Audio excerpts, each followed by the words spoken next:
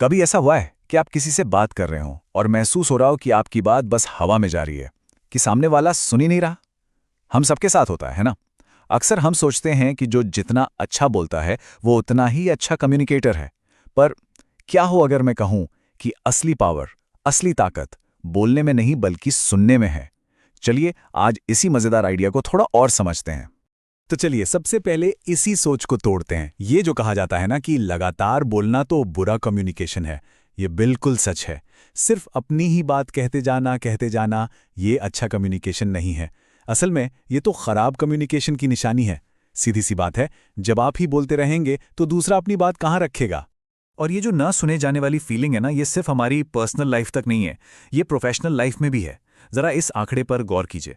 Gallup की एक latest report बताती है कि सिर्फ 14% कर्मचारियों को लगता है कि उनकी कंपनी में उनकी बात सुनी जाती है। मतलब हर 10 में से करीब करीब 9 लोगों को ऐसा लगता है कि उनकी आवाज़ किसी के कानों तक पहुंच ही नहीं रही है। ये तो बहुत बड़ी प्रॉब्लम है। तो चलिए इसी बात को थोड़ा और गहराई से समझते हैं और कम्युनिकेशन से जुड़े सबसे बड़े मिथक को तोड़ते हैं। वो मिथक ये है कि जो ज्यादा बोलता है वो ज्यादा बेहतर होता है। हम अक्सर ऐसे लोगों को बड़ा प्रभावशाली समझ लेते हैं जो लगातार बोलते रहते हैं, पर असल में ये एक बहुत बहुत बड़ी गलतफहमी है।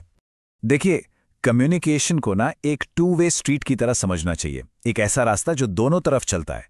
इसमें सिर्फ अपनी बात पहुंचाना यानी एक्सप्रेस करना ही काफी नहीं है, उतना ही जरूरी है दूसरे की बात को रिसीव करना। जब तक ये लेन देन, ये एक्सप्रेस और रिसीव दोनों नहीं होते, तब तक वो बातचीत, वो कम्युनिकेशन अधूरा है। तो सवाल ये उठता है कि अगर बोलना ही सब कुछ नहीं है, तो फिर सुनने में ऐसी क्या खास बात है? चलिए अब सुनने की उस छिपी हुई ताकत को जानते हैं और इसके 5 सबसे बड़े फायदों को देखते हैं। सच कहूं तो सुनना एक सुपर पावर जैसा है।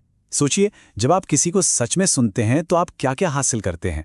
पहला, आप एक मजबूत भरोसा बनाते हैं। दूसरा, आप लड़ाई झगड़े और टकराव को कम करते हैं। तीसरा, आप बहुत तेजी से सीखते हैं। चौथा, आप सामने वाले को इज्जत देते हैं, उन्हें महसूस कराते हैं कि वो जरूरी हैं।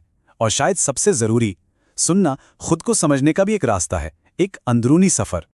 लेकिन एक मिनट रुकिए, क्या सिर्फ किसी आवाज का हमारे कानों में पड़ना और सच में किसी बात को सुनना एक ही चीज है? नहीं, बिल्कुल नहीं। हियरिंग और लिसनिंग में जमीन आसमान का फर्क है। चलिए इसी फर्क को समझते हैं। इसे ऐसे समझिए, हेयरिंग तो बस एक बायोलॉजिकल प्रोसेस है, मतलब फिजिकल। आपके कान खोले हैं तो आसपास की आवाजें अंदर जाएंगी ही, ये ऑटोमेटिक है, इस पर आपका कोई कंट्रोल नहीं है। लेकिन लिसनिंग, वो एक कॉन्शियस चॉइस है, एक सचेत प्रयास। ये एक दिमागी और इमोशनल काम है जिसमें आपको बाकायदा ध्यान और एनर्जी लगानी पड़ती है। जब हम सच में किसी को सुनते हैं ना, तो असल में हम 4 स्टेप्स से गुजरते हैं। पहला है रिसीव करना, मतलब जो कहा जा रहा है उसे आने देना। दूसरा, इंटरप्रेट करना, यानी उस बात का मतलब समझने पर ध्यान देना। तीसरा, रिमेंबर, सुनी हुई नई बात को अपनी पुरानी जानकारी के साथ जोड़ना। और आखिर में चौथा स्टेप है रिस्पॉन्ड करना, मतलब जो समझा है उसके आधार पर अपनी प्रतिक्रिया देना। ये पूरा एक प्रोसेस है, कोई एक काम नहीं। और हाँ, एक और मजेदार बात, सुनना हमेशा एक जैसा नहीं होता, इसके भी अलग अलग टाइप होते हैं। ये इस बात पर डिपेंड करता है कि हम सुनना क्यों चाह रहे हैं। जैसे कभी कभी हम सिर्फ छिपी हुई फीलिंग्स को समझने के लिए सुनते हैं। मान लीजिए कोई दोस्त कह रहा है मैं ठीक हूं, पर उसकी आवाज से लग रहा है कि वो ठीक नहीं है। ये एक तरह का सुनना हुआ। और कभी कभी हम सिर्फ जानकारी के लिए सुनते हैं, जैसे क्लास में टीचर के इंस्ट्रक्शंस। तो हर सिचुएशन के हिसाब से सुनने का तरीका भी बदल जाता है। इन सब तरीकों में से एक तरीका है जो रिश्ते बनाने के लिए सबसे ज्यादा जरूरी है, और वो है एम्पैथेटिक लिसनिंग, यानी सहानुभूति के साथ सुनना। इसमें आप सिर्फ शब्द नहीं सुनते, आप उन शब्दों के पीछे छिपे इमोशंस को, फीलिंग्स को सुनते हैं। और जब आप ऐसा करते हैं तो सामने वाले को लगता है कि उसे सच में सुना गया, उसे समझा गया। अच्छा, अगर सुनना इतना जरूरी है, इतना पावरफुल है, तो फिर ये इतना मुश्किल क्यों है? हम सब अच्छे से सुनना क्यों नहीं पाते? ऐसी कौन सी रुकावटें हैं, कौन से बैरियर्स हैं जो हमारे रास्ते में आ जाते हैं? अगर देखें तो 3 सबसे बड़े दुश्मन हैं अच्छे से सुनने के। पहला, जवाब तैयार करने की जल्दी, मतलब हम सामने वाले को इसलिए नहीं सुन रहे कि उसे समझें, बल्कि इसलिए सुन रहे हैं ताकि हम अपना जवाब तैयार कर सकें। दूसरा, हमारी अपनी पहले से बनी बनाई धारणाएं, हम इंसान या उसकी बात को सुनने से पहले ही जज कर लेते हैं। और तीसरा, जो आजकल सबसे बड़ा विलेन है, वो है डिस्ट्रैक्शन और बेचैनी, खासकर हमारे फोन की टिंग टिंग करती नोटिफिकेशंस। तो सवाल है, इन दुश्मनों से कैसे लड़ा जाए? क्या कोई तरीका है? हाँ, बिल्कुल है। चलिए अब एक बहुत ही प्रैक्टिकल और आसान टूलकिट के बारे में जानते हैं। इसका नाम है LISTEN मेथड। इसे याद रखना बहुत आसान है। ये एक्रोनिम LISTEN असल में सुनने के 6 सबसे जरूरी स्टेप्स को याद रखने का एक तरीका है। L का मतलब है लुक, I का मतलब है इंक्वायर, S से समराइज, T से टॉलरेट, E से एम्पैथाइज और N से नॉन जजमेंटल।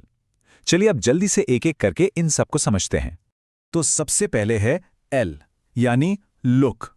देखिए, मतलब सिर्फ कानों से मत सुनिए, आंखों से भी सुनिए। सामने वाले की बॉडी लैंग्वेज देखिए, उसके आई कांटेक्ट को देखिए, उसकी आवाज का टोन कैसा है, इस पर ध्यान दीजिए। याद रखिए, ज्यादातर कम्युनिकेशन शब्दों के बिना ही होता है।